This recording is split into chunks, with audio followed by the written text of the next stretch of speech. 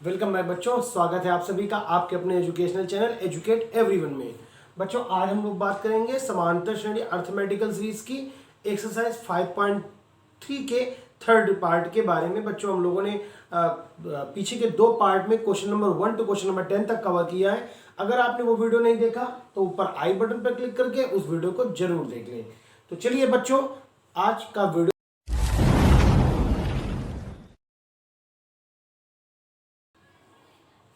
बच्चों आज का क्वेश्चन आपके सामने आ चुका है। बच्चों इसको ध्यान से पढ़िएगा। बच्चों कह रहे हैं कि 0 to 50 दो नंबर लेने 0 to 50 के बीच की विषम संख्याओं का योगफल। बच्चों विषम संख्याओं का योगफल ज्ञात करना है। तो बच्चों 0 के बाद पहली विषम संख्या 1, फिर 3, फिर बच्चों 5 और आखिरी विषम संख्या बच्चों क्या हो जाएगी 49। अब बच्चों यहां पर हमें साफ साफ दिख रहा है इस सीरीज का फर्स्ट टर्म बच्चों कौन है, a इज इक्वल टू 1। और बच्चों इस सीरीज का जो कॉमन डिफरेंस जिसको सार्वांतर बोलते हैं d बच्चों t2 माइनस t1 करेंगे तो बच्चों कितना आ जाएगा, वो भी 2 निकल के आ जाएगा। अब हमें इन नंबर्स का सम निकालना है, पर बच्चों हमें यहाँ a भी पता है और l भी पता है, ठीक है ना। लेकिन ये नहीं पता है कि इन दोनों के बीच में बच्चों कितने नंबर हैं। तो आप इसके लिए दो फॉर्मूले यूज कर सकते हैं क्योंकि हमें n तो चाहिए ही होगा। तो बच्चों इस सीरीज में हम ये मान लेते हैं कि इसमें टोटल n टर्म्स हैं। तो बच्चों एक चीज और हम यहाँ नोट कर दे रहे हैं कि इसका लास्ट टर्म भी हमें पता है, और लास्ट टर्म को बच्चों किससे लिखा जाता है, l से हम लोगों ने लिखा है पीछे के क्वेश्चंस में। अब बच्चों यहाँ ध्यान देने वाली बात ये होगी कि अगर 49 लास्ट टर्म है और हमें ये नहीं पता है कि ये कितने टर्म्स हैं, इसमें कितने पद हैं, तो पीछे की तरह हम मान लेंगे इसमें पूरे में n टर्म्स हैं और ये nवा पद है।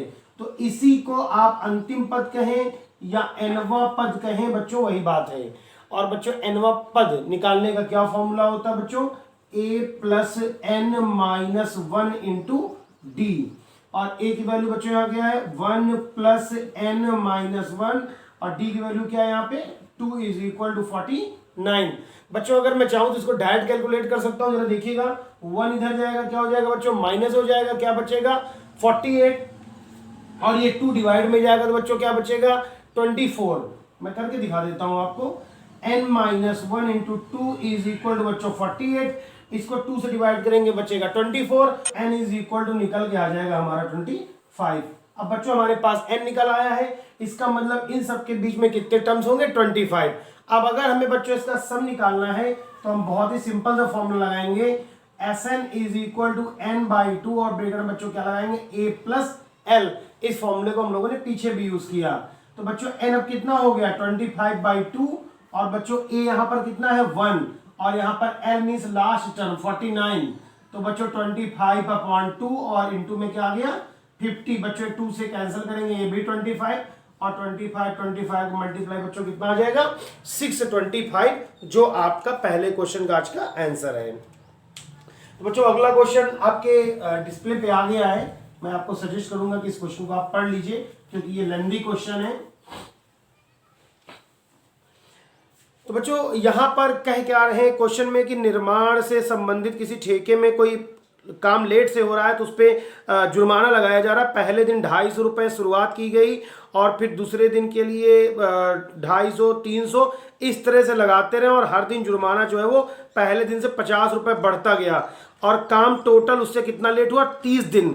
तो कह रहे हैं बताइए कितना उससे पेमेंट लिया जाएगा। तो बहुत ही सिंपल बच्चों क्वेश्चन है आज का दूसरा। कह रहे हैं पहले दिन जो उससे जुर्माना लिया गया बच्चों कितने रुपए से स्टार्ट किया जुर्माना लेना 200 रुपए, फिर दूसरे दिन बच्चों उससे कितना जुर्माना लिया गया 250, फिर कितना लिया गया बच्चों 300, और इस तरह कितने दिन तक बच्चों लिया गया 30 डेज तक, 30 दिन तक। मतलब ये नंबर कितने होंगे टोटल 30 होंगे। अब बच्चों देखिए तो यहाँ ए तो आपको साफ साफ दिख गया होगा, पहला टर्म कितना है बच्चों 200, और डी बच्चों कितना हो जाएगा साफ साफ क्वेश्चन में ही कह रहे हैं कि हर दिन 50 रुपीज का इंक्रीमेंट हुआ, और ये हो जाएगा 50, या फिर आप दोनों को माइनस भी कर सकते हैं किस फॉर्मूले से t2 माइनस t1। और बच्चों कितने दिन तक लगाया गया 30 डेज तक। तो कह रहे इन सबका सम क्या होगा, तो इनका जोड़ निकालना है। जोड़ निकालने का फॉर्मूला सम बच्चों n बाई 2, और ब्रैकेट में क्या होगा 2a plus n minus 1 into D लगाएंगे। बच्चों n यहाँ पे हमें क्या लगाना है 30/2 लगाना है और 2 इंटू ए बच्चों हमारा कितना है 200 प्लस n बच्चों कितना है 30 माइनस 1 और डी बच्चों कितना है 50। अब बच्चों यहाँ पे थोड़ा कैलकुलेशन करनी होगी, क्वेश्चन में और कुछ खास है नहीं। यहाँ बचेगा बच्चों 15 और ये हो जाएगा बच्चों 400 और ये बच्चों हो जाएगा 29 इंटू 50। तो अब बच्चों ये हो जाएगा 15 और ये हो गया 400 और बच्चों अगर इसका आप मल्टीप्लाई करेंगे तो 1450 आएगा बच्चों 1450 1450। बच्चों मैं ऊपर लिख दे रहा हूं यहाँ 15 इंटू इन दोनों को बच्चों आप अगर जोड़ लेंगे तो ये हो जाता है 1850। तो अब बच्चों इसका मल्टीप्लाई करना है तो बच्चों ये आ रहा है मेरा आंसर 27,750 रुपीज 27,750 रुपए उस ठेकेदार को एज अ लेट पेमेंट पे करना पड़ेगा अगर वो 200 रुपए से स्टार्ट करता है और हर दिन उसका जुर्माना 50 रुपए बढ़ता जाता है। तो बच्चों अर्थमेटिकल सीरीज यहीं पर आपकी यूजफुल है। देखिए कितनी आसानी से कैलकुलेशन हो रही है। अभी मैं आपसे कहूं कि आप 200 250 300 350 400 450 करके आप 30 बार जोड़िए, देखिए कितना कॉम्प्लिकेटेड हो जाएगा आपके लिए। तो ऐसा नहीं है कि मैथमेटिक्स का इंप्लीमेंट होता है, एप्लीकेशन होता है हमारी लाइफ में, जरूरत है धीरे धीरे इनको समझने की। तो बच्चों तीसरा क्वेश्चन भी आपके डिस्प्ले पे आ गया है, आप इसकी भी मैं सलाह दूंगा आपको, पढ़ लीजिए। कह रहे हैं 8 के 15 गुणज, मतलब 15 गुणज इट का टेबल लिखना है बच्चों और कहां तक लिखना है। तो इसको बच्चों हम लिखते जाएंगे, लेकिन ये कितने टर्म तक हमें लेना है बच्चों 15 गुणज, तो 15 पद मतलब टोटल कितने टर्म लेने हैं 15 टर्म्स। तो बच्चों यहां हमें पता है ए कितना है हमारे पास 8, डी हमारे पास बच्चों कितना है T2 माइनस T1 करेंगे तो 16 माइनस 8 इज इक्वल टू 8 और बच्चों n कितना लेना है हमें 15। अब इन टर्म्स का बच्चों हमें सम फाइंड आउट करना है, तो क्या फॉर्मूला लगाएंगे Sn is equal to the n/2 2a plus n minus 1 into d. तो बच्चों यहाँ n इज इक्वल टू कितना पुट कर रहे हैं 15/2 और 2 इंटू 8 प्लस 15 माइनस 1 इंटू डी। बच्चों डी भी हमारा 8 ही है यहाँ, तो बच्चों 15/2 और ये 8 2 जा कितना हो गया बच्चों 16 और 15 में 1 माइनस करेंगे तो बच्चों कितना बचेगा 14।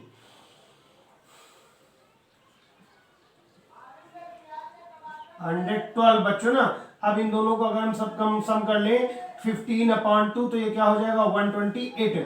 तो बच्चों ये डिवाइड होकर 15 इंटू 64 आ जाएगा और बच्चों ये 960 मल्टीप्लाई आएगा 960। अगर आप करके देख लीजिए बच्चों, थोड़ा डायरेक्ट लिख दिया है 960 इसका आंसर आएगा।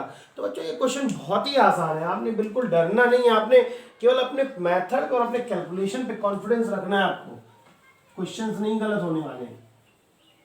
बच्चों अगला क्वेश्चन आपके डिस्प्ले पे है, आप उसको पढ़ें तब तक ध्यान से, जब तक मैं क्वेश्चन इरेज करता हूं तब तक आप हरदम क्वेश्चन को स्टडी करा करें। तो बच्चों अगले क्वेश्चन में क्या कह रहे हैं पढ़िए, हमें ऐसे 40 टर्म्स का सम फाइंड आउट करना है जो 6 से डिविजिबल हैं। तो बच्चों 6 से डिविजिबल हैं तो 6 12 18 डैश डैश कितने टर्म लेने हैं 40। तो बच्चों आज ये क्वेश्चन